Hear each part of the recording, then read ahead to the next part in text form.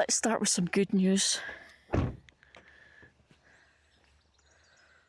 I know who the culprit is that's been eating everything in the fruit cage. And also, this light. What I did was I brought up my little wildlife cam. Now, Kate bought me that wildlife cam for the problem is that it's motion activated and either side of the plot has, it's not a road exactly, but it's a track that farm vehicles and dog walkers and stuff come down on.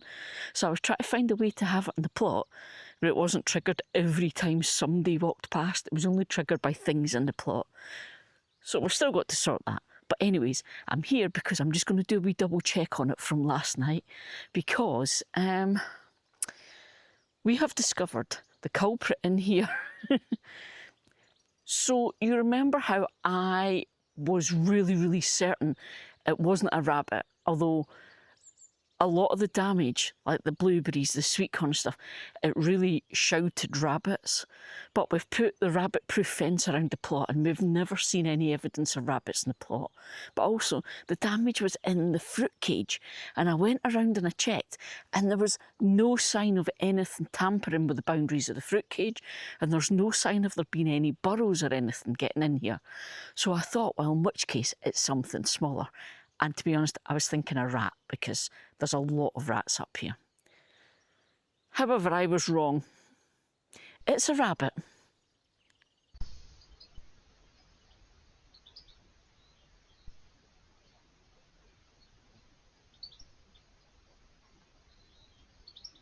There's a new twist in the tale, and this isn't one that I planned. Now, given middle-aged perimenopausal lady, hands up, I will admit, my memory is for shit. I just don't remember what I had for breakfast, basically. However, I've just found 2 enormous holes in the net at the side of the fruit cage, and I'm pretty certain they weren't there yesterday. However, if they were and we didn't notice them, it would explain where the rabbit's coming in. It's actually, I mean, there is a bit of damage, and Kate did it yesterday. She tripped while she had the strimmer and she actually tore a hole in the fruit cage. And we repaired that last night. So I'm pretty sure I would have noticed the big hole beside it.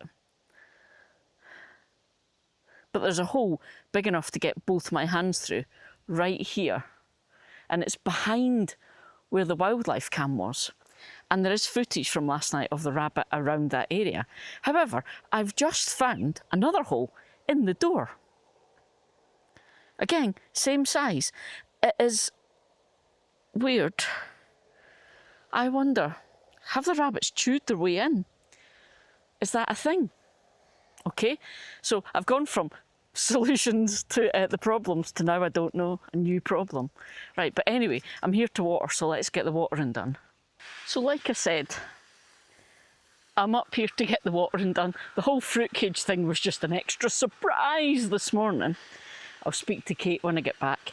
But this is the sprouting broccoli. So it's actually one of the most recent things planted at the plot. So it had a bit of a temporary net on it because it was still small and I had run out of bamboo canes and stuff and had to get more done. But it meant I managed to get this net finished yesterday. So you can see it's now got a nice big tall net on it because the sprouting broccoli get really tall. So yeah, I made this yesterday. But one of the comments we've been getting a lot of recently is asking about the nets and how we made them. Now, funny thing is, these nets with the blue poles are not unusual. You see these in my garden at home and we're quite well known for them. But the difference with the ones at home, the ones we had at home, and I say had because I don't have them anymore, but those ones were on hinges, so I could just lift them up and down to access the beds. And it's brilliant when you've only got a couple of beds at home, but it's really expensive if you've got 20 odd beds at the plot. So these ones don't have the hinges. But they're built in just a standard way that's very similar. So they're secured into the beds with the bamboo poles. And what I've done is I've really pushed those bamboo poles down into the ground so they're nice and secure. And then I cut some blue water pipe. So it's this blue water pipe you can see. And you get it in B&Q, hardware stores, that kind of thing. And I've just cut some of that to whatever size it is I need.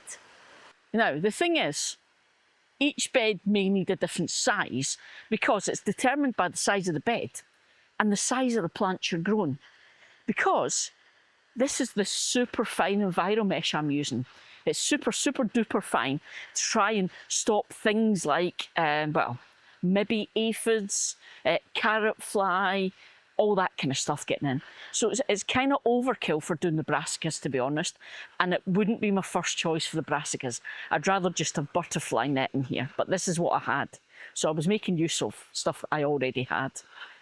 But because of that, you don't want the nets so small that it's basically the plants are all touching the net, because the butterflies will just lay their eggs through the net onto the leaves anyway. So you want it big enough so that it's not basically squashing all the plants. The plants have got room around them. So that's it, dead easy. Cut your blue pole to size, get it over those bamboo canes you're using for the supports, and then it's just about going around and fixing the net around the bed. Now, I've got two different things I'm using here. Firstly, I've got these little black clips that go over the nets. And I actually bought them for using at home and discovered they're actually handy because they slide up and down the poles. And again, you can buy different sizes of these to fit the different pipes you're using. But we have discovered, with some of the beds at least, because of the wind up here, the nets were actually getting blown, so that they were getting blown up and over the plants. Not off because they're clipped on, but it was leaving the nets open basically, which defeats the purpose. So for those beds that I know are an issue, I've also got these spring clips around the bottom. And basically that's it. That's how these beds are built. And we got another tatty harvest yesterday. Nice wee basket of tatties. So the last lot did us for 3 meals. This one was a wee bit bigger, or at least the tatties were bigger. So I'm hoping it might last just a tiny bit longer. And then we're on to the second earlies, and I've got 2 bags of them, before finally I've got 5 bags of the main crops. I'm going to have to put some earth on here because I can see some tatties at the top. Want to get them covered. Any tatties at the top that are starting to get sunlight through, they'll go green. Not good. So that's a wee job. Don't let me forget before I leave. I need to earth up these tatties just to cover them. Now, speaking of watering, that's the other problem I was having, is I wasn't coming up here often enough to get things watered the amount they needed, especially given, one, the wind dries the soil out a lot here, but also we were in the middle of a crazy heat wave. And technically the heat wave is now broken, but it's still really warm and quite dry. We had the most unbelievable thunderstorm the other night. I've never in my whole life seen anything like it. We were getting lightning, and apparently somebody, Scottish gals will know, Sean Batty, the weatherman, he posted about it, and he was saying there was a strike every second. So it was 60 strikes a minute. That's crazy. 60 lightning strikes every minute. I have never seen anything like that in my life. It was unreal, but it also meant absolute torrential downpours.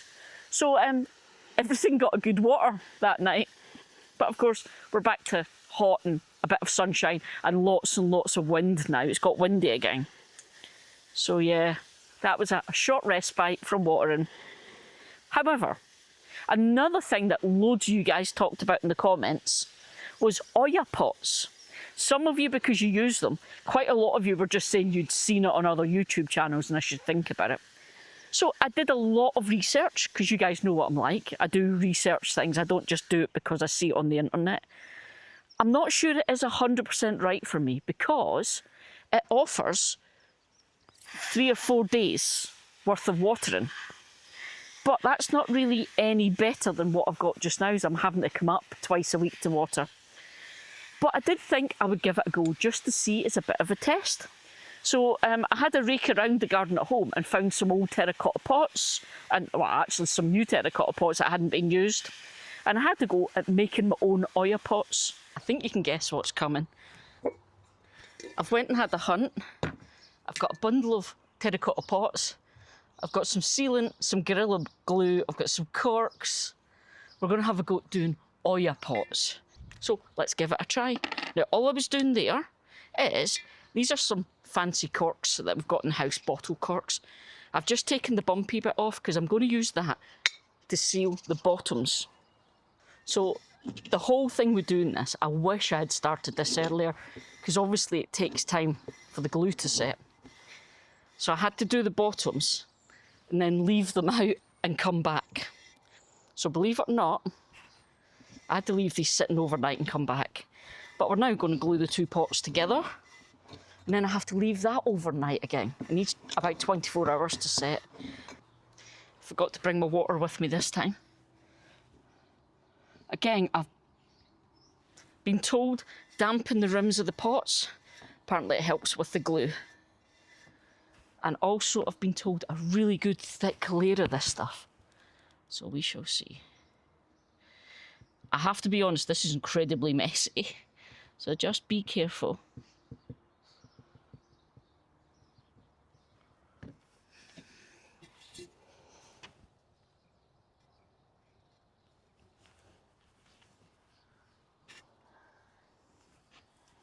So I deliberately chose to make the really, really big ones because, like I say, just the standard pot size ones a lot of people do, where you just block the hole at the bottom of the pot and then just cover the pot.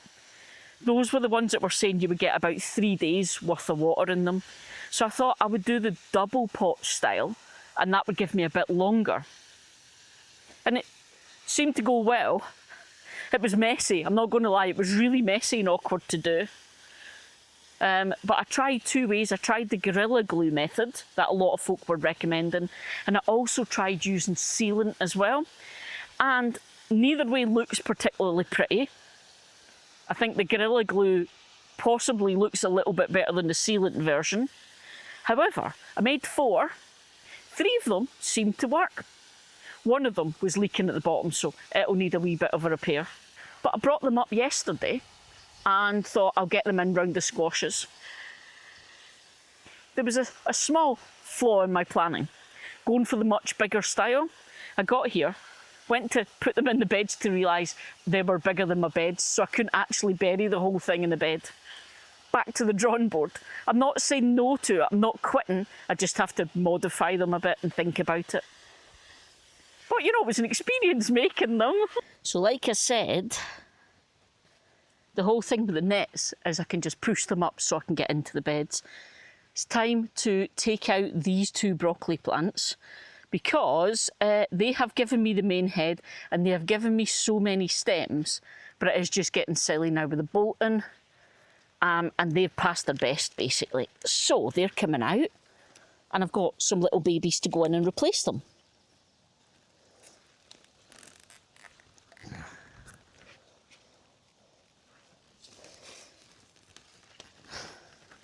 But of course, I'm completely unprepared. Didn't come up expecting to do this. So don't have snips or anything with me. And I'll just pull weeds while I see them. So I will harvest anything off these that is worth it. Now, this isn't the same variety.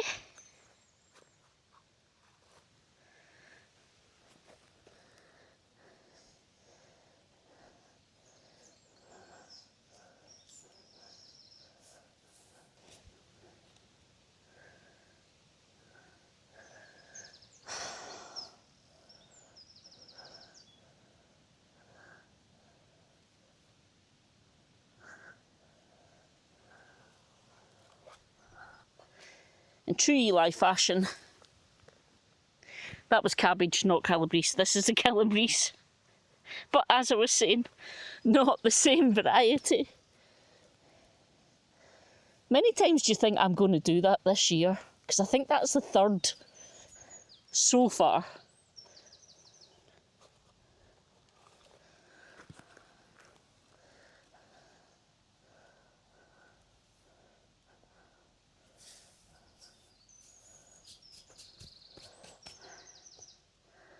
to put them aside.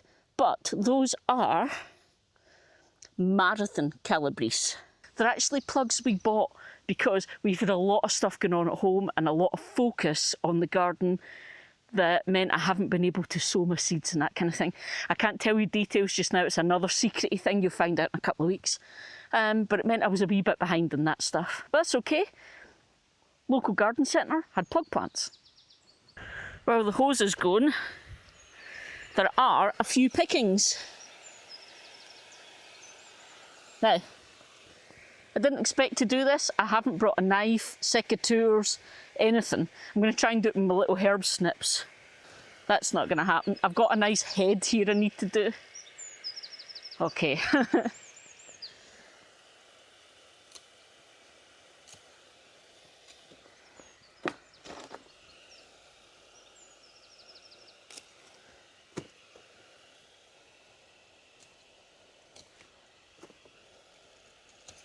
I think calabrese has to be one of the best plants for harvests. The big head harvest. Oh, that was a blooper, it snapped.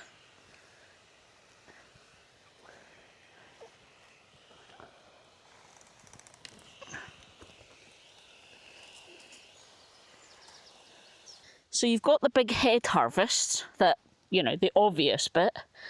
But once that head has been harvested, the plant then puts on lots of side shoots and you get something that's pretty much the equivalent of sprouting broccoli. And yes, I will tidy all the dirt off, don't worry. So, wasn't quite how things were planned. So if you remember, the calabrese was the thing I planned the most, and I planned to have one head of broccoli every week because we were eating that amount. Instead, I've ended up with lots of bulk harvests because things were sprouting. But, you know, it's fine. It's the excitement. It's a new plot. I haven't even had it 6 months yet. It's the excitement of just getting the harvests are so cool.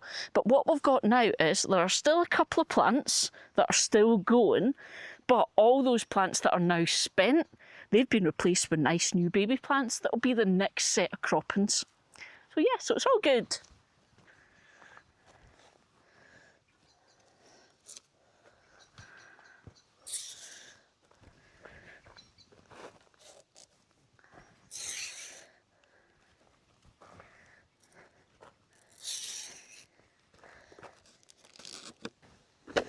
But discovering the very local garden centre is literally there, and had the little plants I wanted. Another problem solved. So let me tell you about the last little problem that is solved. Did you notice as I was going about? The garlic bed is empty, the garlic have been harvested. So as I thought would happen, I got the most awesome scape harvest, and I've made a massive I've made a massive batch of pesto at home, and it's in the freezer for whenever we want scape pesto. And then there's a second harvest because not all the garlic were grown at the same time. That's still in the fridge and I've not done anything with it yet. But problem wise then, the wee problem we had, and it's the first time I've ever had this, was rust. Yep. Rust on the leaves. It's a really common thing. We discovered it on my plot neighbour Julie's garlic, so then I checked my garlic, and yup. Now, it wasn't horrendously bad, so I didn't pull all the garlic. I left it. I just cut off any of the leaves that looked like they were a bit and then I left it because it was just at that stage. I just harvested my scapes. Therefore, it was just starting to do the whole bulby thing and make the bulbs swell. And I wanted to leave it for another 3 weeks to let that happen. But unfortunately, 2 weeks in, came up yesterday and the rust had gotten really pretty bad. So I decided to harvest it now rather than leave it and let that rust continue and then risk it actually ruining the bulbs. It's one of those things, it just happens. I've never had it before, but I've never grown in an environment like this. There's at least 3 of us grown a lot of garlic here. So it's one of those things. But that garlic harvest was huge. I was actually struggling to carry it. Like, seriously, struggling to actually carry it to the car to take it home. And I have to work out how I'm going to deal with it all, because it's a rust, it won't store the way you would normally store garlic. So I'll probably just process it and freeze it or something. But I have to process it and I have to dry it a little bit so I can get all the dirt and things off. And those 2 strings in the roof of the shed that I've used for years, yeah, that's not going to cut it this year. But, you know, solving a problem with an enormous harvest, there are worse ways to do things.